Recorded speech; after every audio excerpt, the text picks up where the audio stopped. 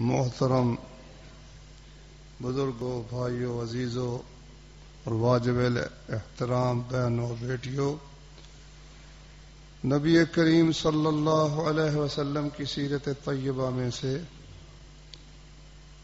جنگ بدر کا ذکر ہو چکا۔ اس کے بعد کفار کا ناطقہ جب ہر طرف سے مسلمانوں نے بند کر دیا تو انہوں نے ایک بھرپور تیاری کے ساتھ وہ جو قافلہ ابو سفیان کا تھا اس کا سارا سرمایہ خرچ کر کے پوری تیاری کے ساتھ مدینے پر حملہ آور ہونے کے لیے وہ لوگ نکلے۔ جناب عباس رضی اللہ عنہ نے نبی کریم صلی اللہ علیہ وسلم کو اس کی اطلاع دی۔ یہ 3000 آدمی تھے جن کے ساتھ 200 گھوڑے بھی تھے، جنہیں انہوں نے پورے سفر میں الگ رکھا تاکہ وہ تازہ دم رہیں۔ ہجرت کے تیسرے سال شوال کی 6 تاریخ تھی، جمعہ کا دن، کہ یہ لشکر مدینہ منورہ کے قریب احد پہاڑ کے قریب جا کر اس نے پڑاؤ ڈالا۔ نبی کریم صلی اللہ علیہ وآلہ وسلم تو ہر وقت باخبر رہتے تھے، کوشش کرتے تھے، ایک ایک پل کی خبر آپ کو مل رہی تھی۔ تو آپ نے اس موقع پر پھر مشورہ کیا کہ ہمیں کیا کرنا چاہیے۔ اس میں مہاجرین بھی تھے، انصار بھی تھے، بنو اوس، بنو خزرج، سب کے ساتھ نبی کریم صلی اللہ علیہ وسلم نے مشورہ فرمایا۔ تو آپ کی رائے یہ تھی کہ یہ لشکر بہت بڑا ہے، ہماری تعداد کم ہے، کھلے میدان میں لڑنے میں دشواری ہوگی، تو کیوں نہ ایسا ہو کہ ہم مدینہ کے اندر رہ کر مقابلہ کریں اور جو گلیاں ہیں ان کے سرے پر ہم پہرا دیں، اور اگر اللہ نہ کرے یہ لوگ آگے آ جائیں تو پھر مقابلہ بھی ہوگا، اور عورتیں وہ چھت سے ان کے اوپر سنگ باری بھی کر سکے گی، پتھر برسا سکے گی، تو جب گلیوں میں آئیں گے تو ان کے لیے میدان تنگ ہوگا، اس لیے ہمیں یہاں رہ کر لڑنا چاہیے۔ صحابہ کرام میں سے کئی لوگ جو بدر کی لڑائی میں شریک نہیں ہو سکے تھے، انہوں نے اصرار کیا کہ نہیں جی نہیں، میدان میں نکل کے لڑنا چاہیے۔ ان میں سے حضرت حمزہ رضی اللہ عنہ حالانکہ بدر میں شریک بھی تھے، لیکن ایمان کا جوش تھا، کہنے لگے جی میدان میں نکلیں گے تاکہ اللہ تعالیٰ جان لے کہ ہمارے دل میں کفر کے خلاف کسی قسم کی نرمی نہیں ہے، اور کوئی یہ نہ کہے کہ یہ بزدلی کے ساتھ اندر بیٹھے رہے، میدان میں نکلیں گے اور کھلے میدان میں جا کے لڑیں گے۔ اچھا، عبداللہ بن ابی یہ خزرج قبیلے کا سردار تھا، وہ بھی اس حیثیت سے آیا ہوا تھا، اس نے بھی یہی رائے دی کہ جی ہمیں مدینے کے اندر رہ کر لڑنا چاہیے۔ دونوں رائے سامنے آ رہی تھی، کو اس کی حمایت کر رہا ہے، کو اس کی، لیکن پرجوش مسلمانوں کا تقاضا وہ غالب آ گیا کہ نہیں جی میدان میں نکل کے ہر حال میں ہمیں لڑنا ہے۔ تو نبی کریم صلی اللہ علیہ وسلم نے اس کے مطابق فیصلہ کر دیا کہ ٹھیک ہے میدان میں چل کے لڑیں گے۔ یہ فیصلہ ہو گیا تو نبی صلی اللہ علیہ وسلم عصر کی نماز پڑھ کر گھر گئے، جا کے حضرت ابو بکر بھی تھے، حضرت عمر بھی تھے، ایک ہی گھر تھا، دونوں کی بیٹیاں رسول اللہ صلی اللہ علیہ وسلم کے گھر تھیں۔ تو انہوں نے آپ کو لباس پہنایا، پگڑی پہنائی، اسلحہ، زرہ ڈبل 2 زرہیں پہنائی، پگڑی پہنا کر بالکل تیار کر کے پھر مسجد میں لے آئے رسول اللہ صلی اللہ علیہ وسلم کو. اچھا ادھر نبی صلی اللہ علیہ وسلم گھر گئے, ادھر اسید بن حضیر رضی اللہ عنہ اور چند صحابہ نے ساتھیوں کو ملامت کی کہ دیکھو اللہ کے نبی کی رائے تھی کہ مدینے کے اندر رہ کے لڑنا چاہیے اور تم لوگوں نے اصرار کیا ہے, یہ اصرار تمہارا ٹھیک نہیں ہے. تمہیں چاہیے کہ اپنی رائے سے دستبردار ہو جاؤ اور رسول کریم صلی اللہ علیہ وسلم کے سپرد کر دو معاملہ, جس طرح آپ چاہیں کریں. کہو جی ہم سے غلطی ہوئی, ہمیں اصرار نہیں کرنا چاہیے تھا. جب نبی کریم صلی اللہ علیہ وسلم باہر لائے, مجلس میں آئے, تو سب نے اپنی رائے سے دستبرداری کی درخواست کی. جی ہم اپنی رائے واپس لیتے ہیں, ہم سے بس غلطی ہو گئی کہ ہم نے آپ کی رائے کے خلاف رائے دی. آپ جس طرح چاہتے ہیں نا, اگر مدینے سے باہر جا کے لڑنا چاہتے ہیں باہر لڑے, اور جس طرح آپ کی رائے تھی اگر مدینے میں رہ کے لڑنا ہے تو ٹھیک ہے, ہم نے اپنی رائے واپس لیتے ہیں. نبی کریم صلی اللہ علیہ وسلم نے فرمایا کہ نبی جب ہتھیار پہن لینا ایک دفعہ, پھر جب تک اللہ اس کے اور دشمنوں کے درمیان فیصلہ نہ کر دے, یہ نہیں ہو سکتا کہ نبی پھر ہتھیار اتار دے, اب میدان میں جا کے ہی لڑیں گے. تو تیاری ہو گئی, چل پڑے, راستے میں ایک جگہ ٹھہرے, جائزہ لیا لشکر کا. تو جو ابھی تک چھوٹے تھے نا ان کو واپس کر دیا. عبداللہ بن عمر رضی اللہ عنہ اس جنگ میں کہتے ہیں مجھے واپس کر دیا رسول اللہ صلی اللہ علیہ وسلم نے. خندق میں میری عمر 15 سال ہو گئی تھی, وہاں اس وقت پھر مجھے لشکر میں شریک ہونے کی آپ نے اجازت دے دی.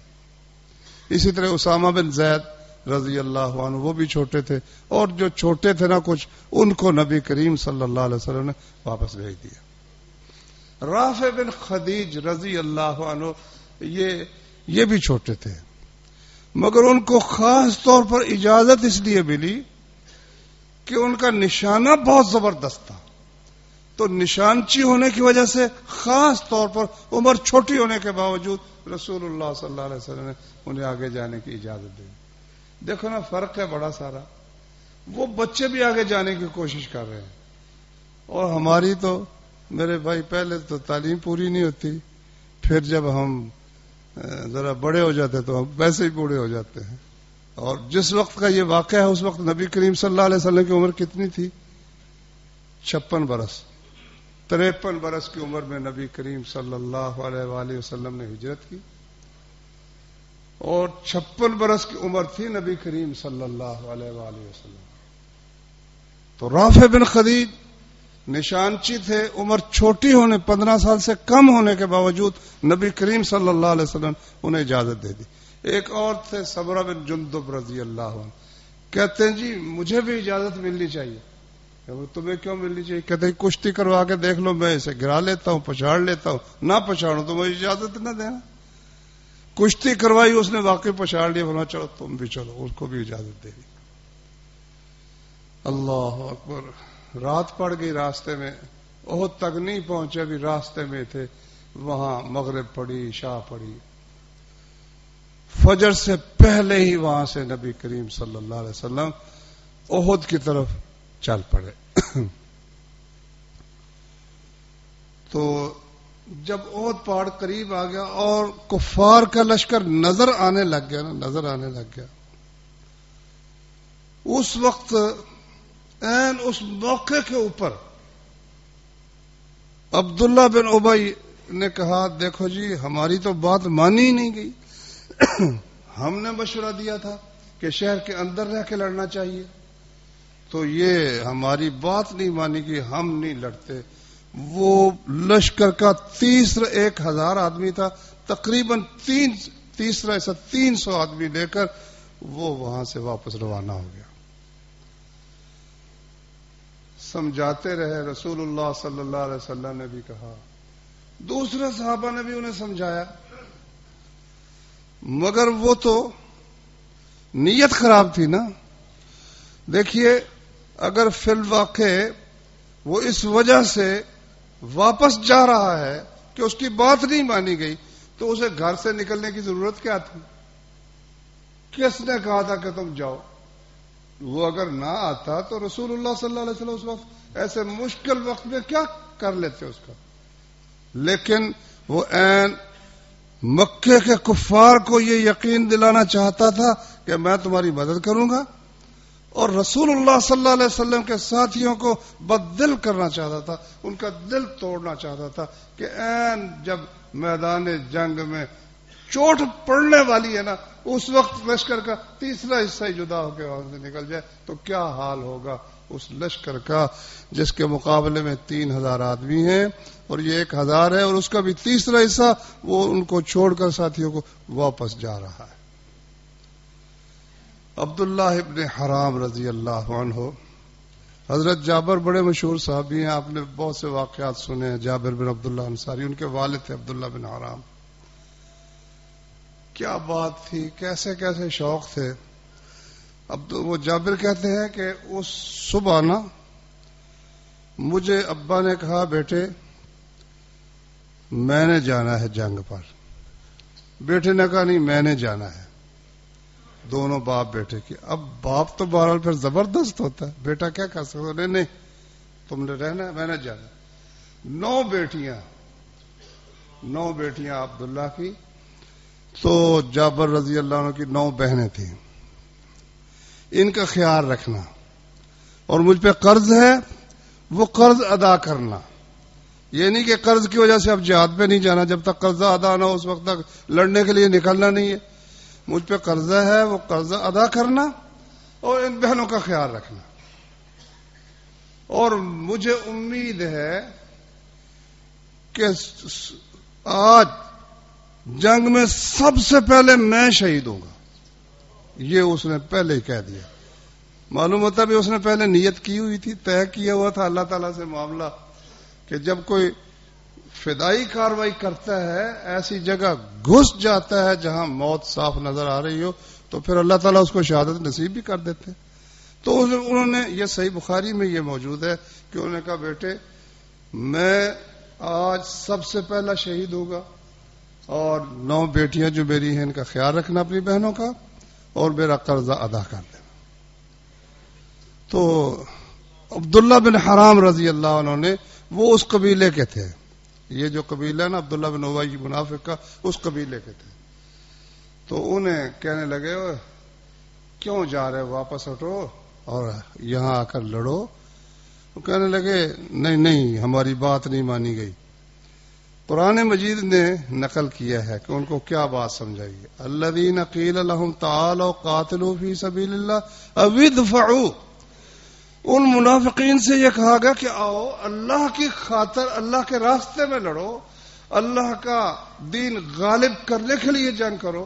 او ادفعوا، یا اگر تمہیں یہ نہیں خیال کہ میں ہم اللہ کی خاطر لڑے، کم از کم تمہارے شہر پہ حملہ ہوا ہے، جب یہ دشمن غالب ہوں گے وہ کسی کی عزت نہیں چھوڑیں گی، کسی کی آبرو نہیں چھوڑیں گے، جان و مال کو برباد کریں گے۔ اب ادفعوا، کم از کم دفاع ہی کرو۔ قاتلوا فی سبیل اللہ اب ادفعوا، اول تو اللہ کی خاطر لڑو، اللہ کی خاطر نہیں لڑتے تو کم از کم دفاع تو کرو نا۔ جنگ احد کا بھی قرآن مجید میں بڑی تفصیل سے ذکر ہے، لیکن اس ترتیب سے نہیں جس طرح جنگ ہوئی، ایک بات یہاں ہو گئی ذکر، ایک وہاں ہو گئی، کیونکہ قرآن مجید وہ واقعات کے لیے نہیں آیا، وہ سبق کے لیے آیا ہے۔ اس لیے جس موقع پر جس سبق کی ضرورت تھی اتنی کو بات وہاں اللہ تعالیٰ نے ذکر فرما دی۔ تو ان سے کہا گیا تعالوا قاتلوا فی سبیل اللہ، آؤ اللہ کی خاطر لڑو، اب ادفعوا، یا کم از کم دفاع کرو۔ لو ان کا جواب سن لو، قالوا لو نعلم قتالا لاتبعناکم، اگر ہم لڑائی جانتے تو ہم تمہارے ساتھ جاتے۔ اس کا کیا مطلب؟ اگر ہم لڑائی جانتے تمہارے ساتھ جاتے، تو اس کا مطلب یہی بیان کرتے ہیں اہل علم کہ یہ کوئی لڑائی ہے، یہ تو صاف مرنے والی بات ہے۔ لڑائی تو ہوتی ہے کوئی مناسبت ہو یہ تو سانپ موت کے منہ میں جانے والی بات ہے. لڑائی شڑائی کوئی نہیں. اگر لڑائی ہوتی تو ہم بھی چلے جاتے. یہ تو لڑائی ہے ہی نہیں, یہ تو مرنے والی بات ہے. اللہ نے فرمایا ہم للکفر یومئذ اقرب منہم للایمان. اس دن وہ ایمان کی بنسبت, حالانکہ مسلمان تھے, یہ نہیں کافر تھے, مسلمان کلمہ پڑھا ہوا تھا, نمازیں پڑھتے تھے, سب کچھ کرتے تھے, لیکن یہ کہہ کہ وہ 300 بندہ لے کر عبداللہ بن ابی واپس چلا گیا. اللہ نے فرمایا یقولون بألسنتہم ما لیس فی قلوبہم. جو کوئی یہ زبان سے کہہ رہے ہیں نا, دل میں یہ بات نہیں. دل میں صرف موت سے بچنے کے لیے یہ بھاگ رہے ہیں. یہ لوگ صرف موت سے فرار اختیار کرنے کے لیے, ورنہ یہ بات نہیں ہے کہ لڑائی نہیں ہے یا فلاں نہیں ہے یا فلاں نہیں. دیکھیے ہر چیز میں اللہ کی کچھ حکمتیں ہوتی ہیں. بے شک رسول اللہ صلی اللہ علیہ وسلم کی رائے یہ تھی کہ مدینے میں رہ کے لڑیں, لیکن آپ سے جو فیصلہ اللہ تعالیٰ ہی کرواتا ہے, جو کرواتا ہے, جو فیصلہ ہوا اس میں اگر آپ مدینے میں رہ کے لڑتے, عبداللہ بن ابی کی رائے پر عمل ہوتا, تو عبداللہ بن ابی کوئی جنگی حکمت عملی کے تحت نہیں, وہ تو اپنی جان بچانے کے لیے کہہ رہا تھا اندر رہ کے لڑو. پتہ نہ چلتا کہ یہ لڑنے والا ہے, مخلص مسلمان ہے یا کھوٹ ہے, اس کے اندر منافقت ہے. اللہ نے اس کی منافقت اور کھوٹ کو ظاہر کرنے کے لیے نا سلسلہ ایسا بنا دیا کہ سب بالکل ظاہر آ گئے. جو مخلص تھے وہ بھی ظاہر ہو گئے, جو منافق تھے وہ بھی ظاہر ہو گئے. تو یہ جو ہے مشورہ, اس سے رسول اللہ صلی اللہ علیہ وسلم نے جو مشورہ کیا نا, اس سے کئی سبق ملتے ہیں. ایک سبق تو یہ ملتا ہے کہ کوئی کتنا بھی عالی مرتبہ شخص ہے اس کو مشورہ کرنا چاہیے. دنیوی معاملات میں, جنگی معاملات میں مشورہ کرنا چاہیے. یہاں بھی جب ایک دفعہ مسلمانوں کو نقصان بھی ہوا تو اللہ تعالیٰ نے اپنے نبی صلی اللہ علیہ وسلم کو وحی کے ذریعے فرمایا فَبِمَا رَحْمَةٍ مِّنَ اللَّهِ لِنْتَ لَهُمْ. اے نبی آپ پر یہ اللہ کی خاص رحمت ہے کہ آپ ان کے لیے نرم ہیں. وَلَوْ كُنْتَ فَظًّا غَلِيظَ الْقَلْبِ لَانفَضُّوا مِنْ حَوْلِكَ. اگر آپ سخت طبیعت ہوتے, سخت دل ہوتے, سخت مزاج ہوتے, یہ لوگ آپ کو چھوڑ کر چلے جاتے. فَاعْفُ عَنْهُمْ. ان کو معاف کر دے. جو غلطی ہوئی ان سے وہ آگے انشاءاللہ بیان ہوگا. صحابہ کرام سے غلطی ہوئی, وہ اس جگہ پہ قائم نہ رہ سکے جو رسول اللہ صلی اللہ علیہ وسلم مقرر کی تھی. تو اب خیال ہو سکتا تھا نا بھی ان سے مشورہ نہیں لینا چاہیے. اللہ نے فرمایا فاعف عنہم, ان کو معاف کر, واستغفر لهم, ان کے لیے بخشش کی دعا بھی کر, وشاورهم فی الامر, اور ان سے معاملے میں مشورہ بھی کر. فاذا عزمت فتوکل علی اللہ. آخری فیصلہ جب تو عزم کر لے پھر اللہ پہ توکل کر. پھر چونکے چنا کے نہیں, ابھی کچھ فیصلہ, تھوڑی دیر کے بعد کچھ فیصلہ, پھر اس فیصلے کو وہ ڈٹ جا. یہ اللہ تعالیٰ کا حکم ہے. تو وہ 300 آدمی لے کر واپس چلا گیا. مقصد اس کا ایک تو کفار کو یقین دلانا تھا اپنی حمایت کا, ایک مسلمانوں کو ان کے اندر بددلی پیدا کرنا تھا. چنانچہ وہ اس میں کچھ کامیاب بھی ہو گیا.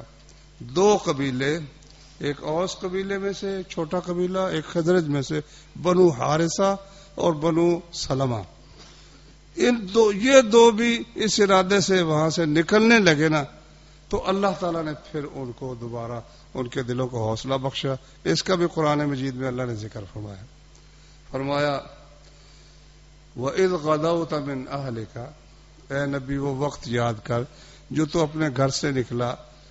تُبَوِّئُ الْمُؤْمِنِينَ مَقَاعِدَ لِلْقِتَالِ. ایمان والوں کو لڑائی کے ٹھکانوں پر تو مقرر کرتا تھا. وَاللَّهُ سَمِيعٌ عَلِيمٌ. اللہ تعالیٰ تمہاری ہر بات سننے والا, جاننے والا ہے. اذ ہمت طائفتان منکم ان تفشلا. جب تم میں سے 2 جماعتوں نے ارادہ کر لیا کہ وہ بھی بزدل ہو کے میدان چھوڑ جائیں. واللہ ولیہما. اللہ ان کا مددگار تھا. وعلی اللہ فلیتوکل المؤمنون. ایمان والوں کو اللہ پر توکل کرنا چاہیے. تو حضرت جابر بھی اس قبیلے میں سے تھے. والد ان کے تو ڈٹ گئے. وہ کہتے ہیں کہ ہمارے متعلق جو اللہ نے یہ فرمایا نا ہمیں اس کی خوشی ہے کہ اللہ نے ہماری اس بزدلی کے باوجود یہ فرمایا واللہ ولیہما، اللہ ان کا دوست ہے، اس لیے اس نے ان کو پھر قائم کر دیا. وہ پھر ڈٹ گئے اللہ کے فضل و کرم سے. بنو حارثہ بھی ڈٹ گئے اور بنو سلمہ بھی ڈٹ گئے. نبی کریم صلی اللہ علیہ وسلم نے لشکر کے 3 حصے کیے. ایک حصہ وہ تھا مہاجرین کا، ایک حصہ 2 حصے انصار کے تھے، ایک بنو خزرج کا ایک بنو اوس کا، اور 50 سوار زبردست تیر انداز وہ نبی کریم صلی اللہ علیہ وسلم نے اس ٹیلے پر مقرر کیے جس کو جبل رمات کہتے ہیں، تیر اندازوں کی پہاڑی. جو بھائی گئے ہیں وہاں انہوں نے احد پہاڑ دیکھا ہے، انہوں نے دیکھا سامنے وہ قبرستان ہے جناب شہداء احد کا، اور اس طرح وہ پہاڑی ہے، چھوٹی سی ٹیلا ہے جہاں پر رسول اللہ صلی اللہ علیہ وسلم انہیں مقرر کیا. اب دیکھیے اللہ کے رسول صلی اللہ علیہ وسلم نے یعنی قریش کے لشکر کو چھوڑ کر آگے احد تک چلے گئے، احد پہاڑ کو اپنی پیٹھ کے پیچھے رکھ لیا.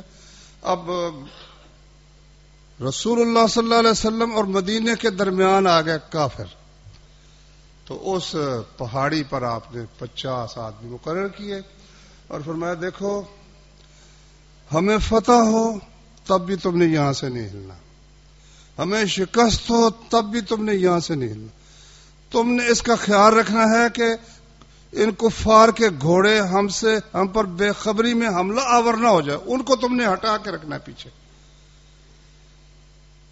حتیٰ کہ یہاں تک کہا کہ اگر تم یہ دیکھو کہ ہمیں پرندے ہمارا گوشت نوچ رہے ہیں، جب تک میرا حکم نہ آئے اس وقت تک تم نے اس پہاڑی کو نہیں چھوڑنا. امیر اس دستے کے تھے جناب عبداللہ ابن جبیر رضی اللہ تعالی عنہ. تو کفار کا مجموعی طور پر سردار تھا ابو سفیان، اور سواروں کا سردار تھا خالد بن ولید. اب ہم ان سب کو رضی اللہ عنہ کہتے ہیں. اس وقت تو وہ شدید دشمن تھے، مسلمانوں کو ختم کرنے کے لیے، اسلام کو مٹانے کے لیے آئے ہوئے تھے. تو جھنڈا جو تھا نا کفار کا، یہ بنو عبد الدار ایک قبیلہ تھا، شروع سے مکے میں قریش کا جھنڈا اس قبیلے کے پاس ہوتا تھا. ابو سفیان نے انہیں تانا دیا بھی جھنڈا تو تم اٹھاتے ہو، بدر میں تم نے کیا کر لیا، اب بھی وہی کرنا نا تو جھنڈا ہمیں دے دو، ہم کسی اور کو دے دیتے ہیں. انہوں نے کہا نہیں ہم یہ کریں گے وہ کریں گے. جنگ شروع ہوئی تو سب سے پہلے وہ مبارزہ ہوتا تھا نا، ایک 2 کی ہوتی تھی لڑائی. تو طلحہ اس کا نام تھا، قریش کا سردار جس کے پاس جھنڈا تھا، وہ نکلا، اونٹ پر سوار تھا. اس نے بلانا شروع کیا، ہاں بھائی کوئی نکلے میدان میں. اب جرت پھر جان کا تو ہر ایک کو ہوتا ہی ہے نا. بس پھر نا لکھا ہے رحیق المختوم سیرت کی دوسری کتابوں میں بھی کہ جناب زبیر نکلے رضی اللہ عنہ. اس نے اسے موقع ہی نہیں دیا، وہ چھلانگ لگا کر نا اونٹ کے اوپر اس کے پیچھے چڑھ گئے، چھلانگ لگائی اونٹ کے اوپر چڑھ گئے اور اس کو پکڑ کر زمین پر گرایا اور ذبح کر دیا. پہلے جو ہے نا یہ کام ہوا ماشاءاللہ. اب اس کے بعد لڑائی شروع ہوگی بڑی زبردست. نبی کریم صلی اللہ علیہ وسلم نے اس موقع پر جنگ سے پہلے فرمایا بھائی یہ میری تلوار ہے، کون ہے جو اس کا حق ادا کرے گا. حضرت علی بھی آئے، نہیں دیا، اور بھی ابو دجانہ رضی اللہ عنہ آئے، کہا جی میں حق ادا کروں گا. نبی صلی اللہ علیہ وسلم نے کہا، کہتا جی اس کا حق کیا؟ فرمایا اس کو اس وقت تک اس سے لڑتے رہنا جب تک یہ ٹیڑھی ہو کر استعمال کے قابل نہ، اس وقت تک لڑتے چلے جانا. ایک صحابی کہتا ہے کہ پھر مجھے بعد میں اندازہ ہوا، ابو دجانہ نے سر پر پھر سرخ پٹی باندھ لی، سرخ پٹی. اور جب ابو دجانہ جنگ میں سرخ پٹی باندھتا تھا نا، پھر سب کو پتا ہوتا تھا یا یہ مر جائے گا یا مار دے گا، یہ نہیں ہو سکتا کہ بس پھر یہ آرام سے رہے. سرخ پٹی اس نے باندھی اور دشمنوں کی اور مسلمانوں کی صف کے درمیان جب ٹہل کے چلا نہ ذرا، تو نبی صلی اللہ علیہ وسلم ہوا کہ یہ چال اللہ کو بڑی ناپسند ہے، مگر اس جگہ اللہ کو پسند ہے، اس جگہ پسند. اللہ کو تکبر کی چال پسند نہیں، مگر دشمن کے مقابلے میں، کافر کے مقابلے میں اللہ تعالیٰ کو یہ چال بڑی پسند ہے. صحابی کہتا ہے کہ میں سوچتا تھا کہ نبی صلی اللہ علیہ وسلم نے اس کو دیے، کو خاص بات ہے. میں کہتا ہوں اس کے ساتھ ساتھ رہا پتہ کرو. تو ایک جگہ نا وہ مارتا ہوا لوگوں کو گراتا ہوا جا رہا تھا، تو آگے ایک جگہ ایک مارنے لگا نا ایک شخص کو، تو اس نے تلوار روک لی. میں نے کہا تلوار کیوں روک لی؟ دیکھا تو وہ ایک عورت تھی. کہا کیوں روک لی؟ کہتا میں نے اللہ کے نبی کی تلوار کو یعنی بچایا ہے اس بات سے کہ اس کے ساتھ میں کسی عورت کو قتل کروں. یہ نہیں ہو سکتا کہ نبی کے تلوار کے ساتھ میں عورتوں کو قتل کرتا پھر. اللہ اکبر. لڑائی جب شروع ہوئی تو قرآن میں اللہ تعالیٰ نے فرمایا وَلَقَدْ صَدَقَكُمُ اللَّهُ وَعْدَهُ، اللہ نے تم سے اپنا وعدہ سچا کر دیا. اِذْ تَحُسُّونَهُمْ بِإِذْنِهِ، جب اللہ کے حکم سے تم دشمنوں کو کاٹ رہے تھے. کاٹنا شروع کر دیا مسلمان، کاٹتے چلے جا رہے، کاٹتے چلے جا رہے. حمزہ رضی اللہ عنہ، اللہ اکبر، وہ اللہ کا شعر اس کو رسول اللہ صلی اللہ علیہ وسلم نے فرمایا ہے. وہ جدھر جاتا ہے صفحے اٹھاتا جاتا ہے. تو بدر میں اس نے ایک سردار کو قتل کیا تھا. تو ہندا نے اپنا اس کا غلام تھا وحشی، اس سے وعدہ کر رکھا تھا کہ اگر تم حمزہ کو شہید کر دو نا تو تم آزاد ہو. حمزہ بیان کرتا ہے، صحیح بخاری میں بھی یہ بھی روایت بھی ہے، کہتا ہے مجھے جنگ سے کوئی خاص سروکار نہیں، غلام کو کیا ضرورت ہے کہ وہ لڑتا پھر اپنی جان کھپائے، لیکن وہ اپنی آزادی کے لیے میں گیا تھا. اور اس کے پاس یہ ہنر تھا کہ وہ خنجر پھینکتا تھا. اب بھی ماشاءاللہ مجاہدین خنجر پھینکنے کی وہ مشق کرتے رہتے ٹریننگ. تو وہ خنجر پھینکتا تھا اور بالکل نشانے پہ لگتا تھا. تو کہتے ہیں کہ میں نے دیکھا کہ حمزہ آیا تو سبا بن عرفہ ایک کافر تھا، وہ سامنے آ گیا. پہلے تو موٹی سی گالی دی نا اس کو، کہتا ہے فلاں تیری ماں یہ کرتی تھی، ختنے کرتی تھی عورتوں کے نا، عربوں میں ختنہ ہوتا ہے نا، عورتوں کا بھی ختنہ ہوتا ہے. تو اس کا بیٹا ہے، تو اللہ کی مخالفت کرتا ہے، اس کے رسول کی. وہ کہتا ہے لمحے میں ہی نا اس کا قصہ تمام کر دیا اور بڑھتا چلا جا رہا ہے. لیکن بس تقدیر بھی تو ہوتی ہے نا. کہتا ہے میں ایک پتھر کے پیچھے چھپ کے بیٹھ گیا، پتھر کے پیچھے. اس کو پتہ ہی نہیں ہے کہ یہاں بھی کوئی چھپ کے بیٹھا ہوا. کہتا ہے جب میری زد میں آیا تو میں نے وہ چلایا. پہلے میں نے اس کو ہلا کے دیکھا، میرا دل خوش ہو گیا کہ بالکل تیار ہے اور میری زد میں آ جائے گا. میں نے اس کو پھینکا، وہ ناف کے نیچے یہاں لگا مسانے پہ اور پچھلی طرف سے نکل گیا. وہیں پر حضرت حمزہ رضی اللہ عنہ شہید ہو گئے. مسلمانوں کو تکلیف بہت ہوئی، رسول اللہ صلی اللہ علیہ وسلم کو بھی، لیکن مسلمان ہٹے نہیں. لڑائی شروع ہوگی، زبردست لڑائی ہو رہی ہے. تو زبیر رضی اللہ تعالیٰ عنہ کہتے ہیں کہ میں نے دیکھا کہ کفار کے قدم اکھڑ گئے اور بھاگ اٹھے، اور وہ عورتیں جو ان کو دلیری دلا رہی تھی نا، لڑو لڑو لڑو، انہوں نے اپنے پائچے اٹھائے ہوئے تھے اور بھاگتی چلی جا رہی تھی، ان کو جگہ نہیں مل رہی تھی. جب میدان صاف ہونے لگا نا، بس یہاں وہ غلطی ہوئی کہ اس پہاڑی والوں، جبل رمات والوں نے رسول اللہ صلی اللہ علیہ وسلم کے حکم کی تعمیل نہ جاری رکھی. وہ کہنے لگے الغنیمہ، اے قوم الغنیمہ، چلو لوٹتے ہیں، دوسرے مسلمان لوٹ کر رہے ہیں، لوٹ رہے ہیں، چلو چل کے لوٹتے ہیں. بس وہ پہلی جاہلیت والی باتیں ابھی کچھ باقی تھی نا، ورنہ بدر میں بات ہو چکی تھی کہ جتنا مال غنیمت ہوگا وہ اکٹھا ہوگا، پھر تقسیم ہوگا. انہوں نے کہا نہیں چلو ہم بھی چل کے لوٹتے ہیں، اکٹھا کرتے ہیں مال غنیمت. امیر صاحب نے کہا کہ تمہیں یاد نہیں کہ اللہ کے رسول صلی اللہ علیہ وسلم نے فرمایا ہے کہ بھائی تم نے یہ جگہ نہیں چھوڑنی، فتح ہو تب بھی نہیں چھوڑنی، شکست ہو تب بھی نہیں چھوڑنی، تو تم کیا کر رہے ہو؟ لیکن انہوں نے پرواہ نہیں کی، وہ پہاڑی سے اتر آئے. صرف 15 آدمی اس شخص کے ساتھ رہ گئے، 15 آدمی، باقی سارے کے سارے 35 جتنے تھے وہ سب آ کر شریک ہو گئے لوٹنے کے اندر. خالد بن ولید رضی اللہ تعالی عنہ، اب تو رضی اللہ عنہ کہتے ہیں، اس وقت وہ ان کے سواروں کے امیر تھے. اس نے دیکھا کہ بھائی ادھر سے حملہ ہو سکتا ہے، اس نے حملہ کیا. وہ 15 آدمی کیا ٹھہر سکتے تھے، وہ امیر بھی شہید ہو گیا، اور اس کے ساتھی بھی شہید ہو گئے. ان کو شہید کرنے کے بعد اس نے پھر پچھلی طرف سے حملہ کیا اور ادھر سے جو کافر بھاگ رہے تھے وہ بھی پلٹ کر آ گئے اور مسلمان چکی کے 2 پارٹوں کے اندر آ کر پسنے لگ گئے. اب مسلمانوں کو یہ بھی پتہ نہیں چل رہا تھا بعض اوقات بھئی یہ اپنا ہی ساتھی ہے. کئی ایک صحابی وہ اس غلط فہمی میں بھی شہید ہو گیا، مسلمانوں کے ہاتھوں ہی وہ قتل ہو گیا. تو بہرحال ایک دفعہ قدم اکھڑ گئے مسلمانوں کے. کچھ مسلمان اللہ نے ان کے متعلق فرمایا ان الذین تولوا منکم یوم التقى الجمعان انما استزلهم الشیطان ببعض ما کسبوا. جن لوگوں کے قدم اکھڑ گئے نا اس لڑائی مقابلے کے دن، دراصل فرمایا اللہ نے انما استزلهم الشیطان ببعض ما کسبوا، شیطان نے ان کو ان کے بعض اعمال کی وجہ سے پھسلا دیا. یعنی انسان کے گناہ جو ہوتے ہیں نا وہ ایسے موقع پر انسان کے قدم وہ اکھڑنے کا باعث بن جاتے ہیں اور نیک اعمال انسان کو ثابت قدم رکھنے کا سبب بن جاتے ہیں. اس لیے رسول اللہ صلی اللہ علیہ وسلم نے فرمایا کہ تم اپنے اعمال کے ذریعے لڑتے ہو. نیک اعمال بندہ کرتا ہے تو اللہ تعالیٰ ثابت قدم رہنے کی توفیق بخشتا ہے. جب اس کے اندر کمزوریاں ہوتی ہیں نا پھر وہ کمزوریاں اس کو میدان میں قائم رہنے نہیں دیتی. تو قدم ان کے بھی اکھڑ گئے مگر پھر واپس بھی آ گئے.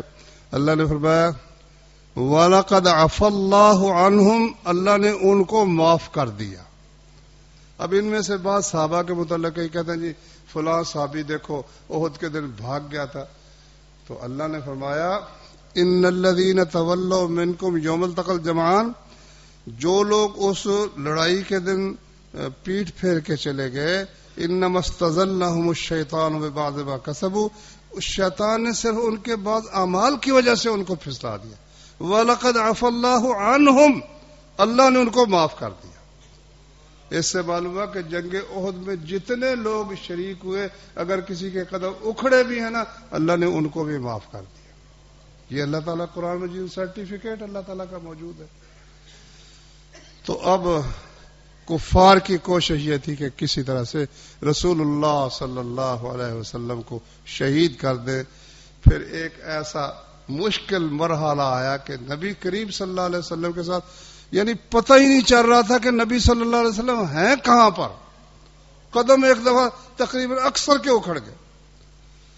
کہتے ہیں 9 آدمی صرف رہ گئے رسول اللہ صلی اللہ علیہ وسلم کے ساتھ. 9 آدمی، 7 انصاری تھے اور 2 مہاجر تھے. مہاجر تھے ایک سعد بن ابی وقاص رضی اللہ عنہ اور ایک حضرت طلحہ رضی اللہ تعالی عنہ، دونوں ہی 10 مبشرہ میں سے ہیں.